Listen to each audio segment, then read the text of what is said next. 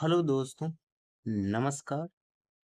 आज 29 मई 2025 news today में आपका स्वागत है।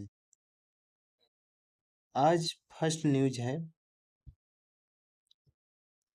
सरकार के अंतर सेवा संगठन कमांड नियंत्रण और अनुशासन नियम 2025 अधिसूचित किए गए हैं।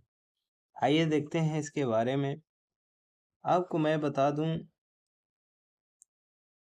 तो ये नियम अंतर सेवा संगठन कमांड नियंत्रण अनुशासन अधिनियम 2023 के तहत तैयार किए गए हैं। ये नियम का उद्देश्य है अंतर सेवा संगठन को कमान और नियंत्रण की प्रभावशीलता को बढ़ावा देना तथा कुशल कार्य प्रणाली को भी बढ़ावा देना। इसे सशक्त बलों के बीच एकजुटता को मजबूत करेगा।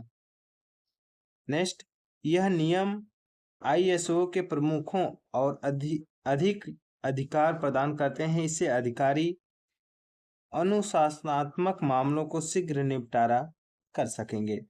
आपको मैं बता दूं, प्रक्रिया और किसी तरह के दोहराव से भी बच सकेंगे। अब हम इसके बारे में प्रमुख नियमों के बारे में देखते हैं। शक्ति के बारे में देखते हैं। संयुक्त सेवा कमान, जिसे GS commander in chief CIC, अंतर सेवा प्रतिष्ठान के ऑफिसर इन कमांड और अंतर सेवा इकाइयों कमांडिंग ऑफिसर के पास आईओ से जुड़े कर्मियों के सभी अनुशासनात्मक प्रशासनिक शक्तियां होंगी। ठीक है, चलिए अगर अवशिष्ट शक्तियां की बात करते हैं तो commander in chief officer in command commanding officer की शक्तियों से संबंधित अवशिष्ट मामले केंद्र सरकार को भेजे जाएंगे। ठीक है, आईएसओ कमांड नियंत्रण अनुशासन के अधिनियम के महत्वपूर्ण प्रावधान का है, ये देखते हैं। आईएसओ का गठन केंद्र सरकार द्वारा कमांडर चीफ या ऑफिसर इन कमांड की अध्यक्षता में एक आईएसओ का गठन कर सकती है, जिसे संयुक्त सेना कमान भी शामिल है। ठीक है, इसमें तीनों सेनाएं शामिल होंगी, जैसे थल सेना, नौसेना, वायुसेना में से कम 2 तो कर्मी होंगे। आईएसओ के प्रबंधन की बात करें तो यह केंद्र सरकार में निहित है। यह राष्ट्रीय सुरक्षा और समान लोकसभा के हित के आधार पर निर्देशित जारी करेगी। अगर हम कमांडिंग ऑफिसर सीओ की बात करें तो यह अधिनियम एक कमांडिंग ऑफिसर के लिए प्रावधान करता है, जो कि यूनिटी और जहाज को प्रतिष्ठान का कमांड का संभालेगा। ठीक है, अगर हम कुछ देख लेते हैं भारत में आईएसओ, कुछ इसके बारे में देखते हैं। यहाँ है, आपको बता दूं, अंडमान निकोबार में है सामरिक बल कमान, ठीक, फिर डिफेंस स्पेस एजेंसी और defence cyber agency, joint training मतलब संयुक्त परीक्षा प्रतिष्ठान। ठीक है, राष्ट्रीय रक्षा अकादमी, राष्ट्रीय रक्षा महाविद्यालय, ये सब है। ठीक है, चलिए नेक्स्ट न्यूज है केंद्रीय, हाँ दूसरी, केंद्रीय मंत्रिमंडल ने वित्त वर्ष 2025-26 के लिए संशोधित ब्याज छूट योजना को जारी कर रखने की मंजूरी दी है। ठीक है, यह देखते न्यूज में क्यों थी। हाल ही में केंद्र सरकार के मंत्रिमंडल ने वित्त वर्ष 2025-26 के लिए संशोधित ब्याज छूट योजना मतलब मॉडिफाइड इंटरेस्ट सबवेंटेशन स्कीम के तहत ब्याज छूट जारी करने की मंजूरी दी। साथ ही यह आवश्यक धनराशि से भी सिक्योरिटी दी गई है। ठीक है, अगर हम संशोधित ब्याज छूट योजना के बारे में देखें तो योजना के प्रकार हैं। योजना का प्रकार मतलब केंद्रीय क्षेत्र की योजना है, केंद्रीय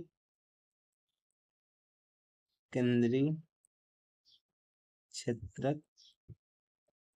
योजना। ठीक है, उद्देश्य इसका है कि किसानों के लिए किसान क्रेडिट कार्ड के माध्यम से कम ब्याज दर पर अल्पकालीन ऋण की उपलब्धता सुनिश्चित करना है।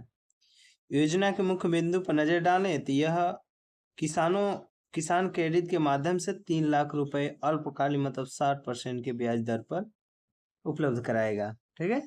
योजना के तहत पात्रता की बात करते हैं, ऋणदाता संस्थाओं में 1.5% ठीक की ब्याज छूट भी दी जाएगी। नेक्स्ट, ऋणों को समय पर चुकाने वाले किसानों को 30% तक प्रॉम्प्ट की रीपेमेंट इनिशिएटिव यानी त्वरित पुनर्भुगतान प्रोत्साहन भी मिलेगा। ओह, अच्छा है। रूप में अतिरिक्त लाभ भी मिलता है। इसे ब्याज दर में कम होकर 4% होगी, जैसे हाँ 4% हो जाएगी। ठीक, तो फायदा तो है ये। नेक्स्ट, यह केवल पशुपालन और मत्स्य पालन के लिए ऋणों ब्याज छूट का लाभ 2 लाख रुपए तक ऋण पर ही मिलता है। अगर इसे हम कार्यान्वयन करने वाली संस्था की बात करें तो यह आरबीआई तथा राष्ट्रीय कृषि नाबार्ड के तहत संचालित है। अब हम बात करते हैं कि कृषि क्षेत्र ऋण में सुधार के अन्य उपाय क्या हो सकते हैं। फर्स्ट है कृषि अवसंरचना कोष मतलब AIF। इस योजना के तहत फसल की कटाई के बाद हानि को कम करने और बिचौलियों की भूमिका को समाप्त करने हेतु खेत के पास ही फसल भंडार लॉजिस्टिक सुविधाओं के निर्माण के लिए मध्यम से दीर्घ अवधि का ऋण प्रदान करता है। ठीक। नेक्स्ट, यह नवीकरणीय ऊर्जा संवर्धन PM कुसुम योजना के तहत सोलर पंप मौजूदा पंपों का सौरीकरण और सौर ऊर्जा संयंत्रों की स्थापना 30 से 50% तक सब्सिडी प्रदान की जाती है। इसका उद्देश्य ग्रीन हाउस गैस उत्सर्जन को कम करना और ग्रामीण क्षेत्र में ऊर्जा की आपूर्ति को सुनिश्चित करना। ठीक है। नेक्स्ट, शैक्षिक कार्बन बाजार वॉलंटरी कार्बन मार्केट जिसे WCM भी कहते हैं ना, WCM। हाँ, ये सब है प्लेटफॉर्म पंजीकृत 11 कृषि योजनाओं को साधारण कृषि को बढ़ावा देती है जो कार्बन क्रेडिट उत्पन्न करती हैं। ठीक है। चलिए, अब नेक्स्ट तीसरी न्यूज है कि केंद्र ने डार्क पैटर्न को खत्म करने पर हितधारक संवाद आयोजित किया। अब देखते हैं डार्क पैटर्न है क्या। तो आपको मैं बता दूं, केंद्र उपभोक्ता के मामलों के मंत्री ने सभी ई-कॉमर्स कंपनियों को उपभोक्ता की सुरक्षा सुनिश्चित करते हुए डार्क पैटर्न का विश्लेषण करने और उन्हें हटाने के लिए सेल्फ ऑडिट करने का निर्देश दिया। तो क्वेश्चन उठ रहा होगा, डार्क पैटर्न है क्या। तो मैं बता दूं, डार्क पैटर्न ऐसे भ्रामक design, user interface, user experience तरीके होते हैं जिनसे उपभोक्ताओं को जानबूझकर भ्रमित और गुमराह किया जाता है। ठीक है। इससे ऐसा निर्णय लेते हैं जो वे वास्तव में नहीं लेना चाहिए। ठीक है। इससे उपभोक्ता की स्वायत्तता निर्णय लेने की या पसंद प्रभावित होती है। बात तो सही है। इसे एक प्रकार की भ्रामक विज्ञापन जो ऐड आता है, व्यापारिक संबंधित अनुचित पद्धति उपभोक्ता आधारित उल्लंघन माना जाता है। ठीक है। अब बात करेंगे हम डार्क पैटर्न से निपटने के प्रावधान। तो आपको मैं बता दूं, डार्क पैटर्न की रोकथाम और विनियमन के लिए दिशा निर्देश 2023। ठीक है। इन्हें उपभोक्ता के सुरक्षा अधिनियम 2019 तहत जारी किया गया है। ठीक है। इनके तहत 13 विशिष्ट डार्क पैटर्न की पहचान की गई, उन्हें विनियमित किया गया। Next, dark pattern buster hackathon 2023 के माध्यम से विकसित उपभोक्ता सुरक्षा हेतु टूल्स जैसे कि आपको मैं जागृति ऐप कि उपभोक्ता ई-कॉमर्स प्लेटफॉर्म पर डार्क पैटर्न रिपोर्ट सीधे केंद्र उपभोक्ता संरक्षण प्राधिकरण को करने में सक्षम बनाता है। ठीक है। और नेक्स्ट है ग्राहक जागो ऐप एक लॉन्च की है सरकार ने। यह उपभोक्ताओं को धोखाधड़ी वाले प्लेटफॉर्म से बचाता है और ई-कॉमर्स लिंक या रियल टाइम सेफ्टी स्कोर भी दिखाता है। नेक्स्ट है जागृति डैशबोर्ड भी है, जो यह एनालिटिक्स टूल है जो ई-कॉमर्स वेबसाइट पर डार्क पैटर्न का पूरा डेटा और रिपोर्ट तैयार करता है। यह CCPA की निगरानी में काम करता है। ठीक है। चलिए, अब कुछ हम डार्क पैटर्न की प्रकार की बात कर लेते हैं। तो आपको मैं बता दूं, फॉल्स एजेंसी या सेल मतलब डार्क पैटर्न के प्रकार है। फॉल्स एजेंसी जो उत्पादन भी संबंधित मिथ्या जल्दबाजी और सीमित स्टॉक दिखावा कर ग्राहक को तुरंत खरीदारी के लिए प्रेरित करता है। जैसे कि हम फ्लिपकार्ट है, अमेजन पर कोई सामान परचेज करने जाते हैं तो वहां दिखता है कि अब स्टॉक में केवल दो एक ही प्रोडक्ट बचे हैं। तो इसलिए बताया जा रहा है इसमें कि सेल उत्पादन भी संबंधित मिथ्या जल्दबाजी सीमित स्टॉक का दिखावा करते हैं। ठीक है। और नेक्स्ट दूसरा है बास्केट स्नैकिंग। मतलब इसका मतलब है कि ग्राहक की जानकारी या अनुमति के बिना चेकआउट पर बास्केट के अतिरिक्त सामान जोड़ देना। ये भी तो भाई गलत है। और नेक्स्ट है कंफर्म सेमिंग। मतलब इसका है शर्मिंदा करने वाले शब्दों भावनाओं का इस्तेमाल करके ग्राहक को मना करने से रोकना और उसे निर्णय को अपने अनुकूल करना, ऐसा भी करने का प्रयास करते हैं। ठीक है। पिन है उसके बाद फोर्स्ड एक्शन, ग्राहक को अतिरिक्त सेवा और सामान लेने के लिए ये सब करते हैं। ये सब आप देख लीजिएगा, जैसे कि नैगिंग, बार बार एक ही अनुरोध पर नोटिफिकेशन दिखाकर ग्राहक को परेशान करना, ये सब भी होता है। ठीक है। मॉलवेयर, जैसे किसी ऐप अलर्ट को असली सिक्योरिटी मैसेज की तरह दिखाकर हानि सॉफ्टवेयर को फैलाना, ये सब भी है। ठीक है। चलिए अगली न्यूज है। केंद्रीय वित्त मंत्रालय ने भारत की कंपनियों द्वारा विदेशों में प्रत्यक्ष विदेशी मतलब एफडीआई में वृद्धि पर चिंता जताई है। कहने का मतलब, हाल ही में केंद्रीय वित्त मंत्रालय ने आर्थिक और कर विभाग ने अप्रैल 2025 की मासिक आर्थिक समीक्षा जारी की है। इस समीक्षा के अनुसार वित्त वर्ष 2025 के दौरान भारतीय कंपनियों द्वारा विदेशों में पूंजी निवेश विशेष रूप से एफडीआई लगभग 12.5 मिलियन डॉलर की वृद्धि दर्ज की गई है। ठीक है। चलिए विदेशी पूंजी एफडीआई प्लस का मतलब निवेश विदेशी पोर्टफोलियो एफपीआई शामिल है। अगर एफडीआई की बात करें तो मैं आपको बता दूं, भारतीय नज़रिए से भारत के बाहर के निवासियों द्वारा भारत के निम्नलिखित किया गया निवेश एफडीआई माना जाता है। किसी भी अनुसूचित भारतीय कंपनी इक्विटी के माध्यम से निवेश करता है। किसी सूचीबद्ध भारतीय कंपनी शेयरों के जरिए होने के बाद ड्यूली के आधार पर कैपिटल 10% से अधिक का निवेश करता है। ठीक है।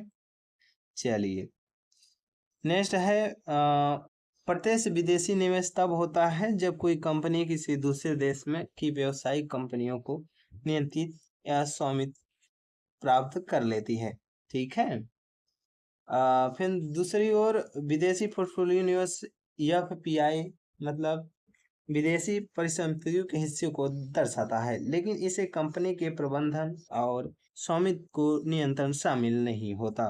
नेक्स्ट है एफडीआई के माध्यम से विदेशी कंपनियां केवल पूंजी ही नहीं लाती बल्कि अपने साथ ज्ञान, कौशल और तकनीक भी लाती हैं। भारतीय कंपनियों द्वारा विदेशों में पूंजी निवेश में वृद्धि का कारण है वैश्विक और आर्थिक अनिश्चितता। संयुक्त राज्य अमेरिका में व्यापारिक प्रतिबंधों के टैरिफ में वृद्धि के चलते भारतीय कंपनियों देश में निवेश को लेकर सतर्क हो गई हैं। शासन प्रशासन की खामियां, भारत में निवेश प्राप्त करने और देश नियम कानून की कमियों के कारण भारतीय कंपनियां सिंगापुर, मॉरिशस, नीदरलैंड जैसे टैक्स हैवेंस विदेशों में निवेश कर रही हैं। और इक्विटी गारंटी तेजी में वृद्धि, आरबीआई के विदेशी मुद्रा विभाग के अनुसार भारतीय कंपनियों द्वारा अपने विदेशी सहायक कंपनियों जारी गारंटियां विदेशों में उनके व्यवसाय के प्रसार का तरीका अपनाए जारी रखी हैं। दरअसल मैं आपको बता दूं, भारतीय कंपनियों द्वारा समर्थित गारंटी विशेष रूप से बैंक गारंटी की वजह से सहायक कंपनियों के लिए विदेशी संस्थानों कर्ज लेना और फंड जुटाना आसान बन जाता है। अन्य कारण है कि मूल्य श्रृंखलाओं में अपनी स्थिति को मजबूत बनाने और अफ्रीका जैसे नए बाजारों को अपनी पकड़ बनाने आदि के लिए विदेशों में पूंजी निवेश किया जा रहा है। ठीक है।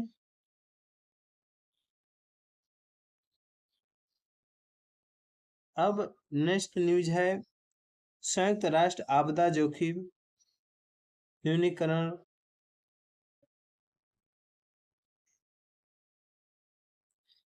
नेक्स्ट है अ, अ, मैं आपको बता दूं संयुक्त राष्ट्र आपदा जोखिम न्यूनीकरण कार्यालय ने आपदा जोखिम न्यूनीकरण एवं वैश्विक मूल्यांकन रिपोर्ट 2025 जारी करी। चलिए देखते हैं इसको भी। इस रिपोर्ट का शीर्षक है कि resilience pays financing investing for our future. यह रिपोर्ट बताती है कि जोखिम को ध्यान में रखकर किया गया निवेश कैसे कर्ज बीमा न होने के कारण होने वाले नुकसान और मानवीय जरूरतों को कम कर सकता है। अगर हम रिपोर्ट के मुख्य बिंदुओं पर नजर डालें तो आपदाओं की लागत बढ़ रही है, ठीक है। जैसे नुकसान 3 ट्रिलियन अमेरिकी डॉलर से अधिक हो गया है। इससे ज्यादा का नुकसान बीमाकृत नहीं है, यहाँ तक कि विकसित देशों में भी यह स्थिति है। नेक्स्ट है विकासशील देशों में उच्च सुभेद्यता। और नेक्स्ट है रोकथाम की कम निवेश, ठीक है। और जैसे विकास सहायता केवल 2% की आपदा जोखिम न्यूनीकरण पर खर्च किया जाता है, जबकि DRR के प्रत्येक $1 का निवेश $15 की पुनः स्थापना लागत बचाता है। फिर भी ज्यादातर धन आपदा के बाद ही मदद में खर्च होता है। अगर हम भारत के संबंध में निष्कर्ष निकालें तो आपको मैं बता दूं, गंभीर अवशोषणा की क्षति मतलब 2019 में आए चक्रवात फेनी ने उड़ीसा के बिजली से जुड़ी अवसंरचना के करीब $1.2 बिलियन का नुकसान पहुंचाया था। और नेक्स्ट है बड़े पैमाने पर आंतरिक विस्थापन। जलवायु से जुड़ी आपदाओं के कारण 10 से 30 मिलियन लोग अपने घर छोड़ने पर मजबूर हो गए, जो कि देश की कमजोर स्थिति को दर्शाता है। जीवन स्तर कृषि और प्रभावित वाले बदलते मौसम पैटर्न से 2050 तक जीवन स्तर 9% की गिरावट देखी जा सकती है, ठीक है। चलिए अब बात करते हैं मतलब आपदा जोखिम न्यूनीकरण से सेंडाई फ्रेमवर्क 2015-30। यह हांगकांग फ्रेमवर्क फॉर एक्शन का अगला कदम उत्तराधिकारी साधन है। इसका उद्देश्य है नई आपदाओं के खतरे को रोकना और पहले से मौजूदा जोखिम को कम करना। इसके लिए 7 स्पष्ट लक्ष्य और 4 प्रमुख कार्य प्राथमिक बताए गए हैं। फ्रेमवर्क की प्राथमिकता है कि आपदा जोखिम को समझना और आपदा जोखिम गवर्नेंस को मजबूत करना। पुनः प्राप्ति, पुनर्वास, पुनर्निर्माण, बिल्ड बैंक बेटर, ठीक है। चलिए आगे बात करते हैं।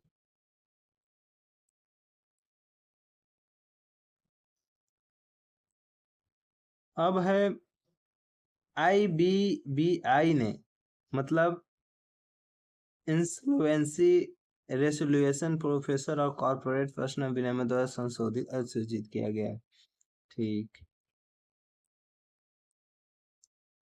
अब हम कुछ सुर्खियों में रहे न्यूज की बारे में जानेंगे, जो सुर्खियों में काफी रही हैं। अन्य जैसे फर्स्ट है बैटरी आधार क्या है यह देखते हैं। हाल ही में विज्ञान और प्रौद्योगिकी विभाग ने DST के तहत बैटरी शिखर सम्मेलन 2025 में बैटरी आधार की पहल शुरू की गई। आपको मैं बता दूं, टाटा एक्सलसाइज ने अपने मोबियस प्लेटफॉर्म पर निर्मित बैटरी आधार का प्रौद्योगिकी प्रदर्शन प्रस्तुत किया। यह डिजिटल प्रोडक्ट पासपोर्ट के रूप में कार्य करता है, जिसे बैटरी संबंधी विशेषताओं को रियल टाइम दर्ज करता है। अगर हम बात करें बैटरी आधार पहल के बारे में जानें तो इसके अंतर्गत प्रत्येक बैटरी पैक को विशिष्ट डिजिटल पहचान दी जाएगी। इससे क्या लाभ होगा? इससे फर्स्ट लाभ होगा बैटरी का स्रोत मतलब मैन्युफैक्चरिंग ओरिजिन, केमिस्ट्री, सुरक्षा, सर्टिफिकेशन और लाइफ साइकिल प्रदर्शन का ट्रैक किया जा सकेगा।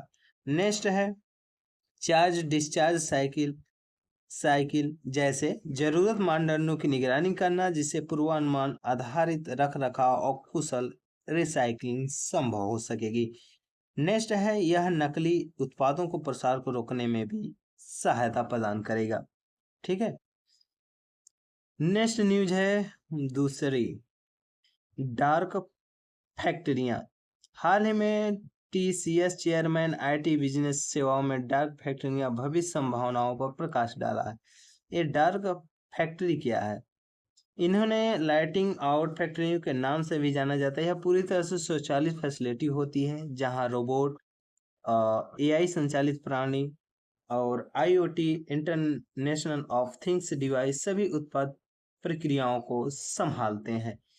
नेक्स्ट है, इनके बिना किसी मानवीय हस्तक्षेप 24/7 संचालित करने के लिए डिजाइन किया गया है। उदाहरण के लिए फैनक्यूक जापान, सीमेंस जर्मनी देख सकते हैं।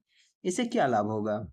इससे कार्य कुशलता में वृद्धि और लागत में कमी, बेहतर स्केलेबिलिटी, भ्रम से संबंधित मुद्दों को, कार्य बल का आभार और कार्य सब सुरक्षा लेकर चिंता आदि शामिल है। चुनौतियां क्या है?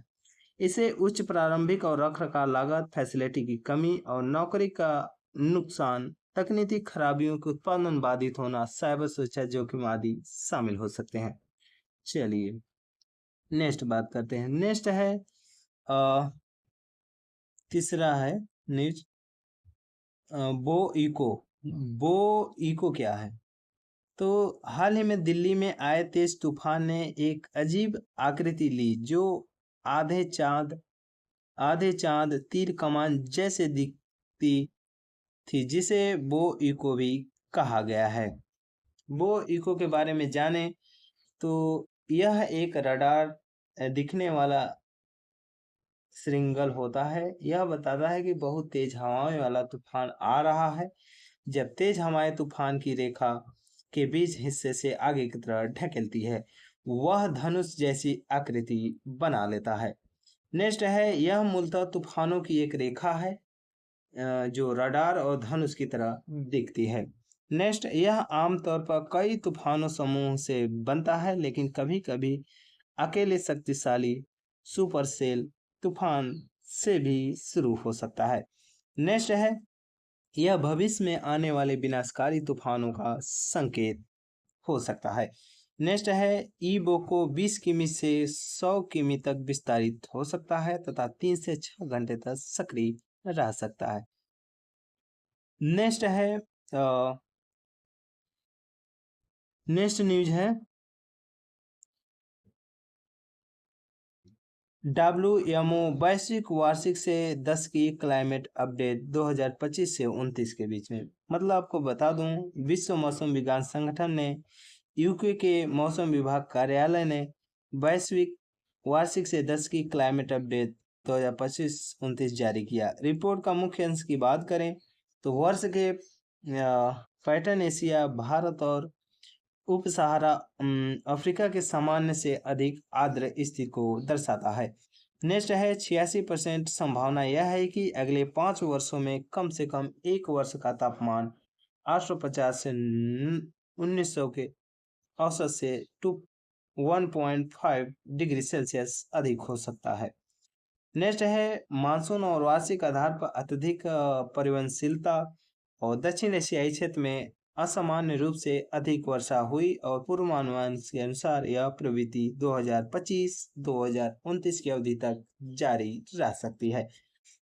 नेक्स्ट न्यूज है पद्म पुरस्कार। ठीक है। तो हाल ही में कुल 139 प्रतिष्ठित व्यक्तियों को अप्रैल के प्रथम माह नागरिक अलंकरण समारोह के दौरान 71 और मई के दूसरे समारोह में 68 राष्ट्रपति द्वारा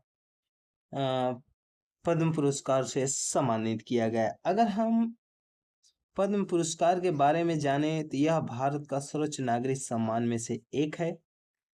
यह उपाधि नहीं है। इसका प्रयोग पुरस्कार विजेता के नाम के साथ प्रत्यय या उपसर्ग के रूप में नहीं कर सकते। नेक्स्ट है, 1954 में स्थापित, वर्ष 1978, 1979 और 1993-97 के दौरान व्यवधानों को छोड़कर हर वर्ष गणतंत्र दिवस की पूर्व संध्या पर इसकी घोषणा की जाती है। इन पुरस्कारों का वितरण 1954 के आरंभ में किया गया था। हर साल गणतंत्र दिवस की पूर्व संध्या पर इसकी घोषणा की जाती है। 1978 से 1979, 1993, 1997 ने कुछ वर्षों के लिए नहीं दिया जाता है। आगे बात करूं तो इसमें 3 श्रेणियां शामिल हैं। फर्स्ट है पद्म विभूषण, जो असाधारण और विशिष्ट सेवा के लिए दिया जाता है। दूसरा है पद्म विभूषण पद्म भूषण, जो उच्च कोटि की विशिष्ट सेवा के लिए दिया जाता है। और तीसरा है पद्मश्री, जो विशिष्ट सेवा के लिए दिया जाता है। अब आपको बताऊं कि इसके के लिए पात्रता कौन होते हैं। सभी नागरिक पात्र हैं, सरकारी कर्मचारी पात्र नहीं होते, केवल डॉक्टर और वैज्ञानिकों को इसे अपवाद के रूप में शामिल किया जाता है। ठीक है। पुरस्कार की सिफारिश हर साल प्रधानमंत्री द्वारा गठित पद्म पुरस्कार समिति करती है। पुरस्कारों की कुल पुरस्कारों की संख्या 100 से अधिक 120 से अधिक नहीं हो सकती। मरणोपरांत और प्रवासी भारतीयों, विदेशियों, ओसीआई दिए गए पुरस्कार की संख्या छोड़कर। ठीक है, चलिए आगे बात करते हैं। अगला न्यूज है काला नमक चावल। काला नमक चावल, उत्तर प्रदेश सरकार ने काला नमक चावल, जो बुद्ध चावल भी कहा जाता है, को बुद्ध बहुल देशों के निर्यात करने की योजना बनाई है। काला नमक चावल के बारे में जाने तो इसे 2013 में जीआई टैग मिला था। यह परंपरागत और खुशबूदार और गैर बासमती किस्म के पौष्टिकता से भरपूर है। नेक्स्ट, यह मुख्य रूप से पूर्वी उत्तर प्रदेश, खासकर सिद्धार्थनगर जिले में उगाई जाती है। इसे एक जिला एक उत्पाद ODPOP के तहत मान्यता प्राप्त है। नेक्स्ट, इसे संयुक्त राष्ट्र की खाद्य कृषि संगठन FAO द्वारा दुनिया के खास चावल किस्मों में शामिल किया गया है। नेक्स्ट, यह चावल की इस किस्म को बौद्ध काल जैसे 600 ईस्वी पूर्व में उगाया जा रहा था। अलीगढ़वा खुदाई में इसके दाने भी मिले हैं। ठीक है, चलिए नेक्स्ट न्यूज है कुंभकोणम बेत्रीलाई। ये क्या है देखते हैं। कुंभकोणम बेत्रीलाई या पान के पत्ते को हाल ही में भारत सरकार द्वारा भौगोलिक संकेत मतलब GI टैग दिया गया है, जो कि इसकी क्षेत्रीय विशेषता, सांस्कृतिक महत्व की मान्यता देता है। अप्रैल 2025 तक उत्तर प्रदेश के पास सबसे ज्यादा GI टैग वाला उत्पाद है। उसके बाद तमिलनाडु का स्थान आता है। अगर हम कुंभकोणम बेत्रीलाई के बारे में जानें तो मैं आपको बताऊं, यह मुख्य रूप से तंजावुर के उपजाऊ कावेरी नदी के बेसिन कुंभकोणम क्षेत्र में उगाया जाता है, जिससे इसमें एक खास स्वाद और खुशबू आती है।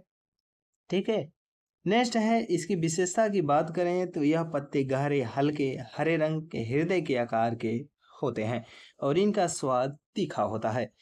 पान के पत्ते का पाचन में मदद करते हैं और इन्हें एंटीऑक्सीडेंट भरपूर मात्रा होते हैं।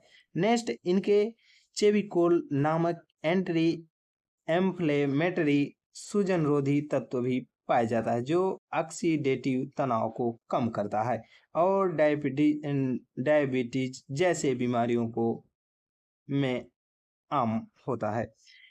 नेक्स्ट न्यूज है भारत और जर्मनी के संबंध। भारत और जर्मनी रणनीति साझेदारी की 25वीं वर्षगांठ मना रहे हैं। भारत और जर्मनी के संबंध के बारे में बात करें तो राजनीतिक संबंध, भारत प्रथम विश्व युद्ध के बाद जर्मनी के साथ संबंध स्थापित करने वाला आरंभिक देशों में शामिल है। नेक्स्ट, राजनीतिक साझेदारी 2000 में शुरू की गई थी। आर्थिक संबंध की बात करें तो यूरोप में भारत सबसे बड़ा व्यापार भागीदार है। हरित विकास, जर्मनी ने भारत जर्मन हरित साधारण विकास साझेदारी के तहत भारत के ग्रीन ट्रांजिशन के समर्थन देने और 10 मिलियन यूरो ऋण अनुदान की प्रतिबद्धता जाहिर की है। वैश्विक सहयोग, भारत और जर्मनी G4 समूह के तहत मिलकर संयुक्त राष्ट्र सुरक्षा परिषद यूनाइटेड नेशन सिक्योरिटी में सुधारों का भी समर्थन करता है। अब हम बात करते हैं सुर्खियों में रहे व्यक्ति। ठीक है, यह वह व्यक्ति हैं जिनका नाम है विनायक दामोदर सावरकर, जो जिनका जन्म जन्म मतलब 1883 से 1966 तक रहा। हाल में प्रधानमंत्री ने श्री विनायक दामोदर सावरकर उनकी जयंती पर श्रद्धांजलि अर्पित की है। वीर सावरकर के बारे में बात करें तो इनका जन्म महाराष्ट्र के नासिक के पास भांगूर गांव में हुआ है। अगर इनकी योगदान की बात करें तो क्रांतिकारी राष्ट्रवाद, उन्होंने 1904 में अभिनव भारत सोसाइटी की स्थापना की और भारत की स्वतंत्रता के लिए सशस्त्र संघर्ष का समर्थन किया। अगर प्रवासी भारतीयों को संगठित करना और 1906 में विदेशी और भारतीय छात्रों को संगठित करने के लिए लंदन की फ्री इंडिया सोसाइटी की भी स्थापना की। नेक्स्ट है साहित्यिक कृति के उन्होंने 1857 की क्रांति पर प्रथम स्वतंत्रता संग्राम की रचना भी की। नेक्स्ट है कारावास और बलिदान। 1910 में बम्बई में उन पर राजद्रोह का मुकदमा चलाएगा और उन्हें दोहरे आजीवन कारावास की सजा भी सुनाई गई, जो कुल मिलाकर लगभग 50 वर्ष का कठोर कारावास था। नेक्स्ट सामाजिक सुधार। उन्होंने अस्पृश्यता और सक्रिय रूप से विरोध किया। उन्होंने पतित और पावन मंदिर का निर्माण कराया, जहां दलितों को पुजारी नियुक्त किया गया। नेक्स्ट राष्ट्रीय एकता समर्थन। हिंदू सभा अध्यक्षता 1937-1944 के रूप में क्रिप्स मिशन और बेबेल योजना के दौरान ब्रिटिश सरकार के राजनीतिक वार्ता में भी भाग लिया। ठीक है,